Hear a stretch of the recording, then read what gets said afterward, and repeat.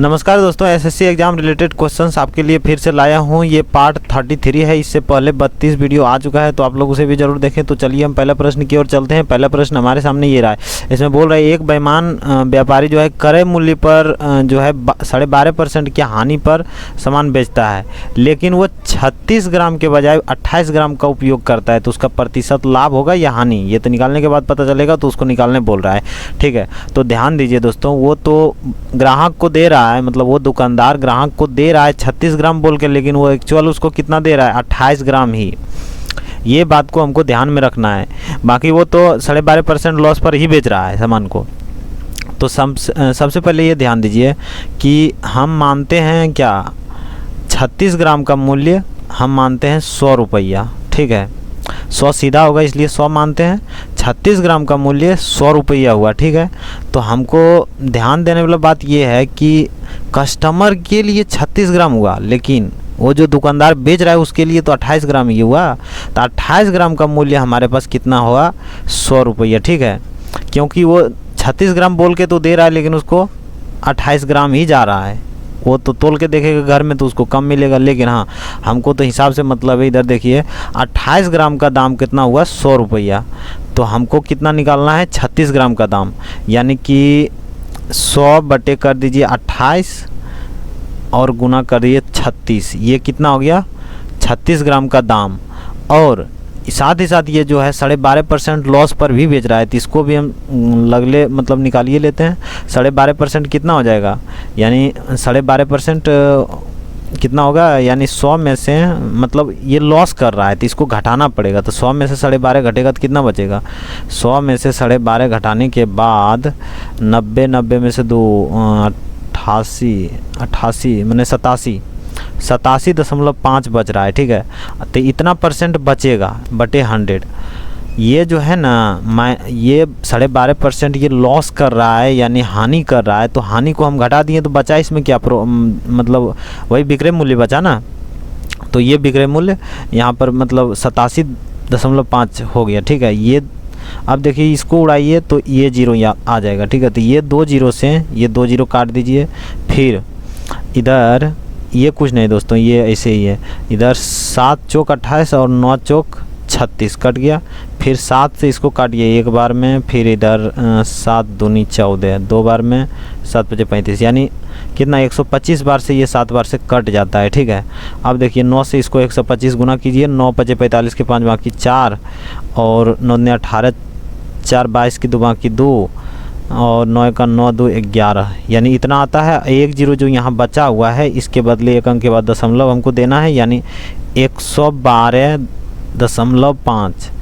तो ध्यान दीजिए 100 रुपया हम माने थे, 100 रुपया का सामान वो 112 पर अभी भी बेच रहा है, यानी कि 100 रुपया का सामान जो है 112.5 पर बेच रहा है, यानी कि प्रॉफिट कितना हो गया, 12 प्रॉफिट ही हुआ। क्योंकि जब ज़्यादा में बेच रहा, 100 से नीचे बेचता तब ना लॉस होता, लेकिन यहाँ तो प्रॉफिट हो रहा है। तो ध्यान दीजिए, तो 12.5, 100 के ऊपर ही परसेंटेज हमेशा निकलता है, यानी 12.5% उसका प्रॉफिट हुआ। तो 12.5% ऑप्शन नंबर बी में है, B is the right option. तो देखिए दोस्तों, ये ग्राम 36 ग्राम के बजाय 28 ग्राम यूज करने पर 12.5% प्रॉफिट कवर करके 12% प्रॉफिट कर ले रहा है। कितना मतलब पावर होता है। तो इसीलिए दोस्तों जब भी दुकान उकान में देखिए तो बहुत मारने का काम करता है। तो चलिए हम पहले दूसरा प्रश्न की ओर चलते हैं।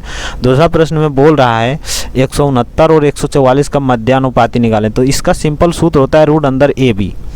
ए बी का मतलब जैसे मान लीजिए ये ए हुआ, ये बी हुआ, तो रूट अंदर ए बी। ठीक है, तो रूट अंदर ए बी दे दिए, तो रूट अंदर क्या हो जाएगा, 169 गुना 144, यानी ये जानते हैं ये आप ये वर्ग है, तो इसका वर्गमूल निकाल देते हैं दोनों का, यानी इसका 13 हो जाएगा और इसका कितना, इसका 12 हो जाएगा। ठीक है, अब 12 गुना 13 हमको करना है, तो 12 गुना 13 यानी कितना हो जाएगा, 12 3 36 के 6 बाकी 3, 12 का 12 3 15, यानी 156 ऑप्शन नंबर ए में है। ठीक है, तो चलिए नेक्स्ट प्रश्न हमारे सामने ये रहा।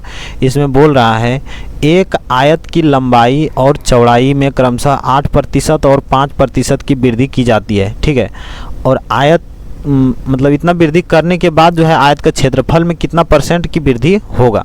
ठीक है, तो ये ध्यान में रखना है। मतलब कितना परसेंट का वृद्धि होगा। तो सबसे पहले देखिए दोस्तों, इसको दो रंग से हम बना सकते हैं। पहला तो आपको मैंने क्रमिक जो वृद्धि होता है, क्रमिक वृद्धि, उससे भी बना सकते हैं, क्योंकि क्षेत्रफल में हमेशा गुना ही आता है। यानी मान लीजिए आयत का क्षेत्रफल क्या होता है, लंबाई गुना चौड़ाई, लंबाई गुना चौड़ाई। तो ये गुना में होगा तो मतलब क्रमिक जो होता है, क्रमिक वृद्धि, उस तरह से हम बना सकते हैं। क्रमिक वृद्धि का सूत्र होता है a + b + ab/100, इतना होता है, ठीक है। तो a मान लीजिए a 8 है, b 5 है, यानी कि 8 + 5 + ab यानी 8 × 5/100, ठीक है। तो कितना होगा, 8 × 5 = 13 प्लस ये कितना इधर काटना पड़ेगा, यानी 20 × 5 = 100 और इसको आधा कीजिए, यानी 5 चौक 20, 2 चौक 8, यानी 2/5 हो रहा है, ठीक है। 2/5 यानी कि 13 दशमलव, इसको 10 करना है तो ये 4 हो जाएगा, 13.4 होगा ऑप्शन नंबर कितना, ऑप्शन नंबर ए, ठीक है। और दूसरा रंग से आप इस तरह भी बना सकते हैं दोस्तों कि देखिए दूसरा रंग ये है कि 8% का फ्रैक्शन कितना होता है, 8% का फ्रैक्शन हो जाएगा 2/25, 2/25, ठीक है। 8% का फ्रैक्शन 2/25 और 5% का फ्रैक्शन कितना हो जाएगा, 1/20 हो जाएगा। 5% का फ्रैक्शन कितना हो जाएगा, 1/20, ठीक है।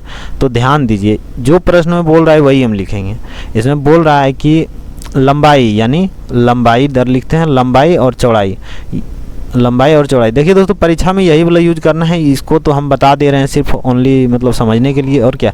तो इधर लंबाई कितना है, लंबाई की बढ़ोतरी है 8%, यानी कि मानिए ये 25 पहले था, बढ़ा करके 25 × 2 = 27 कर दिया गया। फिर इधर जो है 5% की वृद्धि हुई, यानी 20 पहले था, अब 20 से बढ़ा के 21 कर दिया गया, समझे। तो इतना हो गया। तो अब क्षेत्रफल हम निकालते हैं, यानी लंबाई गुना क्षेत्रफल क्या होता है, लंबाई गुना चौड़ाई, लंबाई गुना चौड़ाई, दोनों का क्षेत्रफल निकालने के बाद कितना हो जाएगा, 25 दूनी 50, 50 पर 1 0 यानी 500 हो जाएगा। इसको भी गुना करना है तो 27 एकम 27 के साथ बाकी 2, 27 दूनी 54, 2 54, 55 56, यानी 56, ये कितना हो गया 567। तो कितना बढ़ा, यानी 67 बढ़ा। 67 कितने के ऊपर, 500 के ऊपर, क्योंकि परसेंट हमको निकालना है ना।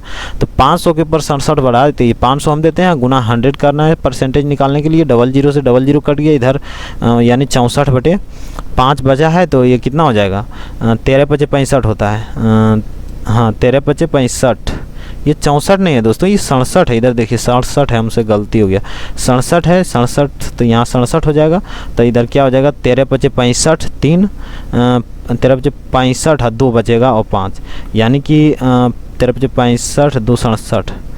तो इधर क्या हो गया, यानी 13 पूर्णांक, इसको 10 करेंगे हम तो इधर 4 हो जाएगा, ठीक है। तो 0.4 हो जाएगा, 13.4, 13.4 ऑप्शन नंबर ए ही आया। तो ये दोनों रंग से बना सकते हैं, ये लॉन्ग प्रोसेस हो जाता है, ये शॉर्ट एकदम सिंपल से बना सकते हैं। देखिए दोस्तों, अगला प्रश्न हमारे सामने ये रहा, इसमें बोल रहा है कि इतना का मान जो है निकालने के लिए, यानी सरल करने के लिए, तो हमको सारणी के हिसाब से इसमें मान रखना है 45 डिग्री, 30 डिग्री, 30 डिग्री।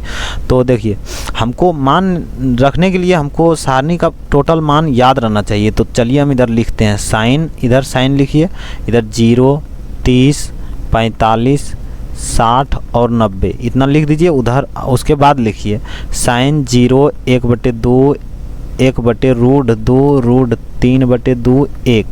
इस तरह हम याद रखे हैं दोस्तों, साइन 0 1/2 1/2 1/√2 √3/2 1, इस तरह से। फिर कॉस का मान याद नहीं रखे हैं, कॉस का मान सिंपल समझिए, इसका उल्टा होता है। फिर मतलब sine cos tan cot sec cosec होता है 6 ठो, 6 ठो में 3 ठो का मान याद रखना पड़ता है, उसके बाद 3 ठो का ऑटोमेटिक उल्टा होता है। तो सिंपल समझिए, ये कॉस का जो है इधर से लिखना है 1, फिर √3/2 यानी कि √3/2, फिर 1/√2, फिर 1/2, फिर इसका 0, यानी ये दोनों मान इस तरह होगा। फिर टेन और कॉट, तो ये दोनों को नहीं लिखते हैं, हमको ज़रूरी है सेक और कोसेक। तो सेक का मान होता है, सेक का मान हमारे पास देखिए दोस्तों लिखना है सेक 1 2/√3 √2 2 अपरिभाषित, ठीक है। सेक 1 2/√3 √2 2 अपरिभाषित, सेक 1 2/√3 √2 2, सॉरी यहाँ √3 होगा दोस्तों, सेक 1 2/√3 √2 2 अपरिभाषित, सिंपल। तो कोसेक का इसी का उल्टा, COSEC कोसेक का इसी का उल्टा हो जाएगा, यानी अपरिभाषित 2 √2 2/√3 1, इस तरह से याद रखना है, ठीक है। चलिए तो ये दोनों लिख लिए। tan cot भी होता है, tan cot, tan का याद रखना है, cot का ऑटोमेटिक उल्टा कर दीजिए, तो सिंपल।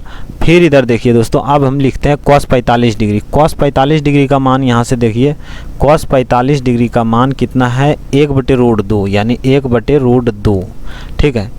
cos 45 डिग्री का मान 1/√2, अब बटे कितना है, sec 30 डिग्री, sec का 30 डिग्री का मान 2/√3 यानी 2/√3, ठीक है। अब फिर cosec 30 डिग्री यानी cosec 30 डिग्री का मान कितना है, 2, cosec 30 डिग्री का मान कितना है, 2, और यहाँ तो प्लस है, तो इतना का मान हमको जो है निकाल करके इसमें से कौन सा आएगा वो निकालना है, ठीक है दोस्तों। तो देखिए इतना लिखें तो हम इसको गुना कर लेते हैं, यानी कि ये हो जाएगा कितना, हो जाएगा इधर इतना 1/√2 लिखिए, बटे ये बटे है, ये नहीं है, फिर इधर लघुत्तम √3 हो जाएगा, इधर 2 हो जाएगा, प्लस हो जाएगा 2√3 हो जाएगा, ठीक है। इतना हो गया। अब देखिए ये ऊपर वाला ये दोनों बीच वाला, यानी कि हम इधर गुना कर रहे हैं √3 बटे कितना हो जाएगा, 2√2 फिर प्लस 2√6 इतना हो जाएगा, इतना हो जाएगा। तो देखिए इतना तो आंसर नहीं होगा, क्योंकि देखिए इतना आंसर में है, लेकिन जो है ये प्लस नहीं है, माइनस है। मान लीजिए कितना है, √3 बटे किधर है, √3 बटे 2√2 2√6, यानी यहाँ माइनस है यहाँ प्लस है, लेकिन इसको क्या करना पड़ेगा, हरों का परिमेयकरण करना पड़ेगा, क्योंकि हरों के परिमेयकरण करने से ही आंसर आएगा। ऐसे प्लस है वहाँ माइनस है, तो इस तरह नहीं हो सकता है। तो देखिए हम क्या कर सकते हैं, इसको हरों का परिमेयकरण, यानी कि √3 इधर अलग कर दीजिए और फिर ये 2 कॉमन लेके अलग कर दीजिए, तो बचेगा इधर गुना में क्या, 1 बटे कितना बचेगा, 2 तो कॉमन लिए हैं, √2 बचेगा, √2 और प्लस √6 बचेगा, इतना बचा है। हम यही लिखे हैं, दूसरा कुछ नहीं लिखे हैं। अब फिर इधर हम क्या करेंगे, गुना किससे, गुना हम इससे करेंगे कि जैसे √2 माइनस √6 फिर बटे √2 माइनस √6, ये दोनों बराबर है, कट जाएगा, तो इसलिए गुना इसलिए किए क्योंकि जो है मेरा हिसाब बन सके, ठीक है। तो √3 बटे 2 लिखिए, फिर इधर गुना में √2 माइनस √6 बटे इधर क्या हो जाएगा, 2 माइनस 6 हो जाएगा। कैसे, देखिए कैसे, a plus B into a minus B, यानी a स्क्वायर होगा यानी 2 स्क्वायर होगा, यानी 2 हो जाएगा, माइनस 6 स्क्वायर होगा यानी 6 हो जाएगा, 6 स्क्वायर होगा, मतलब समझिए √6 स्क्वायर यानी बराबर 6, ये स्क्वायर और रूट कट गया, ठीक है।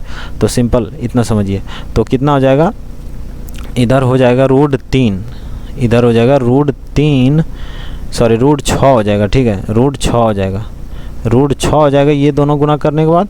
अब माइनस देखिए √6 में यहाँ पर मतलब बात कर रहे हैं, √6 में अंदर में 2 गुना 3 है, तो यानी √3 और 3 3 हो जाएगा, ठीक है, 3। अब बचेगा अंदर में ओनली √2, इतना हो जाएगा, ठीक है, ये 6 है।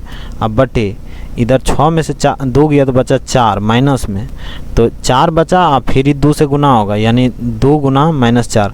तो अब ध्यान दीजिए इधर कितना हो जाएगा, हमको ये इधर नीचे माइनस आ रहा है तो ऊपर में माइनस कॉमन लेना पड़ेगा, तो चलिए हम माइनस कॉमन ले लिए, तो बचेगा कितना, इधर बचेगा ओनली 3√2 पहले हम इस वाला लिख रहे हैं, और इसको ब्रैकेट से घेरिए, यहाँ पर प्लस है, यहाँ पर क्या है, प्लस है, लेकिन लिखा नहीं जाता है, प्लस है, तो प्लस में माइनस निकाल लिए तो बचेगा -√6, इधर घेर दीजिए, बटे 4 दूनी 8 जो कि माइनस में, माइनस कट गया, तो इधर कितना आ जाएगा, 3√2 माइनस √6 किस में है, 3√2 माइनस √6 बटे 8, ऑप्शन नंबर सी में है, सी इज द राइट ऑप्शन। देखिए दोस्तों अगला प्रश्न हमारे सामने ये रहा है, इसमें बोल रहा है कि कौन सी संख्या जो है दोस्तों इतना 49/15 - 1 का भाजक है। तो देखिए दोस्तों हम इधर 49/15 कर देते हैं, और माइनस तो 1 है ये है, तो 1 हम 15 करेंगे तो कोई दिक्कत नहीं होगा, क्योंकि 15 पावर होगा तो फिर 1 ही आ जाएगा प्लस, माने 1/15 कीजिए या 50 कीजिए, कुछ भी कीजिए उसका मान 1 ही आएगा, तो इसका मतलब यही है। तो इधर क्या हो जाएगा, 49 - 1 होल पर पावर कितना हो जाएगा, 15 ही, क्योंकि दोनों पर पावर सेम है तो होल पर भी पावर सेम हो जाएगा, तो 49 में से 1 होगा 48। तो 48 पर पावर 15, यानी कि 48 गुना 48 गुना 48 15 बार है। तो ये समझिए, ये बोल रहा है इसमें से कौन सा विभाज्य होगा, मैंने भाजक। तो ध्यान दीजिए, 48 न 46 से भी विभाज्य नहीं होगा, 14 से नहीं होगा और 50 से भी नहीं होगा। तो बचा है 8, 8 छोक 48, 6 बार में 48 हो जाता है, 8 छोक 48, ठीक है। तो option C is the right option होगा। तो चलिए दोस्तों, आज तक लिए इतना ही, और आगे भी इसी तरह का वीडियो आता रहेगा, तो वीडियो को देखना ना भूलें। तो चलिए दोस्तों, आज तक लिए इतना ही, तब तक लिए जय हिंद जय भारत।